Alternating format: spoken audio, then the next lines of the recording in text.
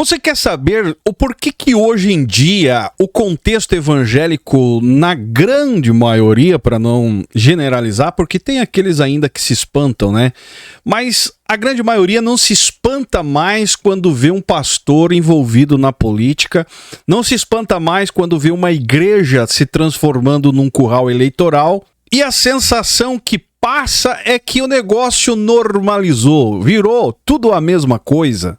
Então eu te convido você a voltar comigo em 1989.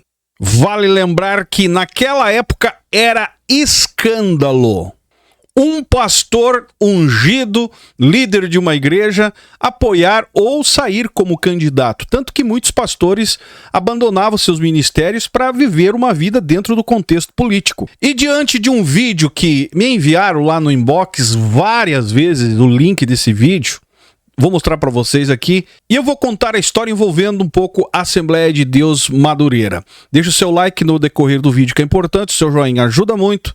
Se inscreva no canal se não é inscrito e bora pro vídeo de hoje. Algumas pessoas me mandaram esse vídeo e muitos espantados, né, com a atitude do bispo Samuel Ferreira, cara, o qual fez a postagem ao site Folha de São Paulo. Dá uma olhada para você entender o que nós vamos falar no vídeo de hoje. O bispo Samuel Ferreira comanda 42 mil templos e um exército de 102 mil pastores e anunciou apoio a Caiado para presidente. Tudo isso usando como capital político. Você não é mais membro de uma igreja onde a prioridade é servir a Deus, ter um envolvimento com Deus, com a sua vida, a sua família ali.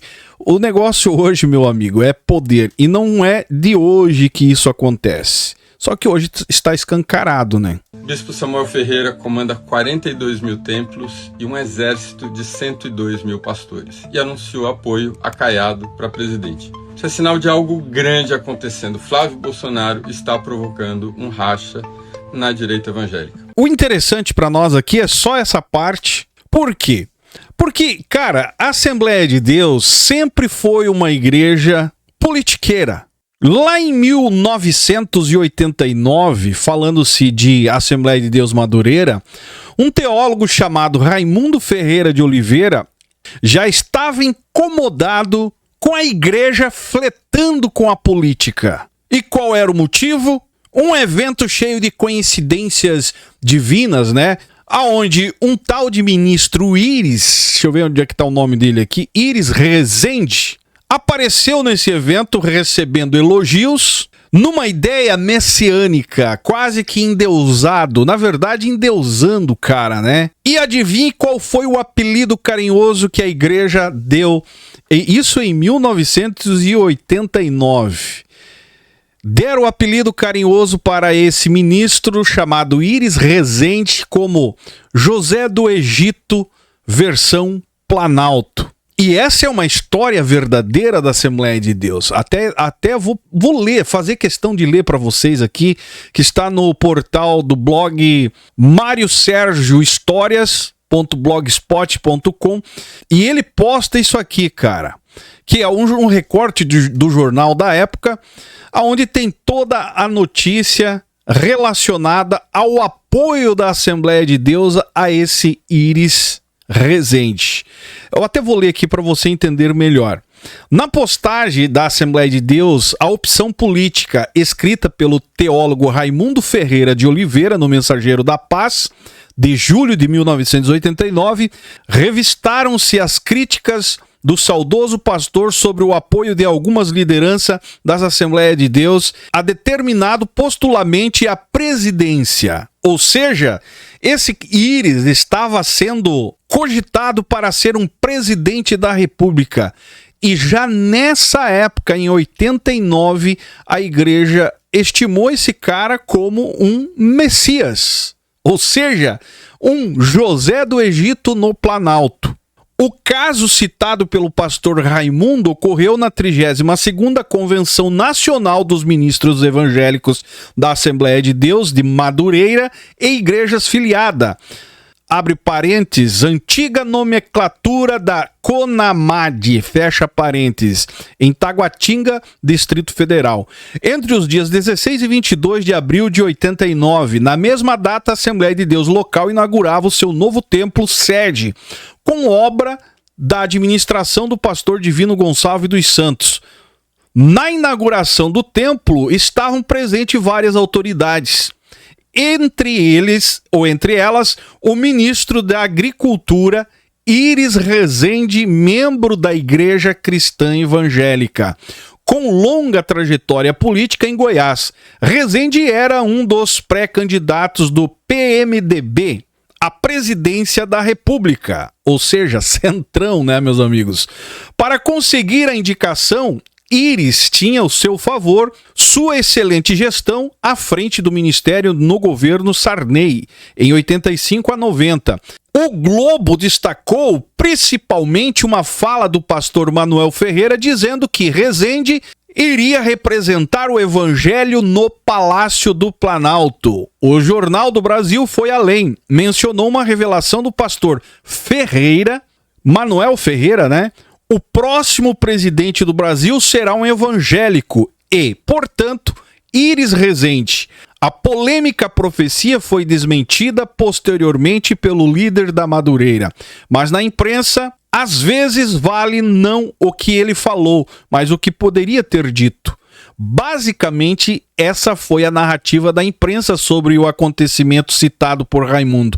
Mas por que essa indignação, se 4 anos antes as lideranças da Assembleia haviam se empenhado em apoiar candidatos evangélicos para a Assembleia Nacional Constituinte? Não seria o evento de Taguatinga uma evolução política das Assembleias de Deus? O autor aqui do artigo, né, o Mário Sérgio, está fazendo perguntas. Afinal, esse Íris Rezende era evangélico de berço e amigo dos líderes da Assembleia de Deus em Goiás? Por que tanta surpresa? Talvez a resposta se encontre no contexto ministerial da Assembleia de Deus no final da década de 1980. Depois da CGADB de 1987, realizada em Salvador, Bahia. As tensões entre os líderes da missão e da Assembleia de Deus Madureira se agravaram até que em setembro de 1989, a CGADB promoveu uma Assembleia Geral Extraordinária novamente em Salvador e suspendeu o ministério do Madureira da Convenção Geral. Foram excluídos. Tudo por causa do que, meus amigos? Política nos bastidores. E muita gente não está entendendo por que a Madureira pendeu para o lado do Caiado, centrão. Se você não sabe, pesquisa sobre o PMDB desse tal Íris aqui, que você vai ver que é desde essa época eles procuram estar jogando no meio. Enganou-se você que achou que a Assembleia de Deus era de direita, meus amigos. E se você acha que ela é total esquerda, também posso te garantir que algumas até sejam. Assim como são, né, de direita extrema, outros de direita. Mas a verdade é que o histórico é uma política chamada Centrão, conhecida como Centrão. E uma das provas maiores é que o próprio PT tentou se aproximar do bispo Samuel Ferreira, até ele teve lá e houve, né, vários comentários a respeito da ida dele visitar o presidente atual do Brasil, mas não conseguiu o apoio da Assembleia de Deus Madureira. Nem o próprio Flávio Bolsonaro conseguiu o apoio, que é de direita. Quem, no final das contas, conseguiu? O senhor Ronaldo Caiado, centrão, meus amigos. A liderança da Madureira entendeu o texto do pastor Raimundo como mais uma das campanhas orquestradas contra o ministério. Lamentavelmente, não temos mais condições de comprar o Mensageiro da Paz e colocar em mãos de nossos irmãos, frisou o pastor Manuel Ferreira em uma circular interna ao ministério. Ironicamente, a Convenção Madureira, em Taguatinga, foi noticiada na mesma edição do Mensageiro da Paz de 1989. E aquilo que o pastor Raimundo criticou ardosamente, não muito tempo depois virou regra geral. Ou seja, essa história, meus amigos, de politicagem daqui e dali, não é de hoje. Essa ideia de colocar títulos divinos em políticos representantes da igreja também não é de hoje. Se você olhar para essa realidade de 1989, você vai ver que o mesmo sistema que já apoiavam candidatos antes resolve fingir escândalo quando o jogo acaba subindo de nível, meus amigos. No final da história não é sobre política, no final da história não é sobre religião, sobre fé, mas sim é sobre quem consegue controlar o palanque. E você, como fiel e membro, massa de manobra. Porque nos bastidores o que pega mesmo é briga e intrigas por poder. Ou você acha normal as Assembleias de Deus ter tantos rachas? Assembleia de Deus Missão rachando com Assembleia de Deus Madureira, Assembleia de Deus Missão racha com Silas Malafaia, Vitória em Cristo, Assembleia de Deus Mãe lá do Amazonas, meus amigos, só aí deu 5. E essa briga não é pelo reino, a expansão do reino, é pelo poder, os quais usam você como capital eleitoral. O seu voto é que tem valor, não é você, a sua vida, é o seu voto. E quando não é época do seu voto ter valor, o que tem valor é o que está no seu bolso. Dinheiro, grana, porque empodera essa gente. Nesse caso aqui, é bem claro, cara, o que antes era tratado como algo pecaminoso, né, um desvio de conduta pecaminosa, a igreja apoiar alguém da política, a igreja ter um representante político, era pecado, era algo pecaminoso aos olhos dos assembleanos. Eu lembro mais ou menos, eu peguei o final dessa época aí, que político não pisava no pátio da igreja, e principalmente no interior, onde tinham, né, uma postura mais rígida. Hoje está tudo o contrário. Pastores que entram na política, meus amigos, não precisam mais nem disfarçar. Antigamente ainda tinha um certo temor onde que o cara que decidia ser político entregava, né, o seu cargo eclesiástico. Era pastor presidente, entregava a presidência e ia viver só da política. Hoje não. Hoje você pode ser... Ao exemplo do filho do pastor aí, do cacique velho da Assembleia de Deus Missão, o qual o filho dele é presidente de uma igreja e ao mesmo tempo deputado.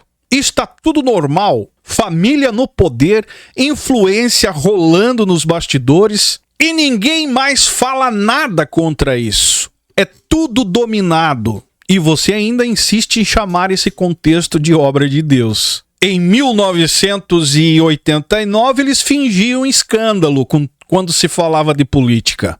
Hoje está profissionalizado o negócio. E a pergunta fica... Mudou a doutrina? Eu te garanto que não, porque a Bíblia que eles usam debaixo do braço, segundo eles, não muda, é imutável. Mas o que muda é a conveniência, é o que convém. Resumindo, nunca foi misturar política com igreja, mas sim sobre força, poder, quem manda no púlpito, quem tem mais voto, chamado de fiel, quem tem mais voto, chamado de membresia. É sobre isso, meus amigos. Para você que quer ler algumas coisas interessantes relacionadas a esse tipo de assunto e fica pasmo diante do que vê aí ultimamente nesse jogo político no meio evangélico, né? Porque muitos esperavam o apoio do bispo Samuel Ferreira ao Flávio, Silas Malafaia apoiando Flávio, CGADB apoiando Flávio, todo mundo unido numa só fé, numa só união, dando títulos bíblicos para os seus representantes políticos, assim como esse dessa era aqui de 1989, dessa época, né?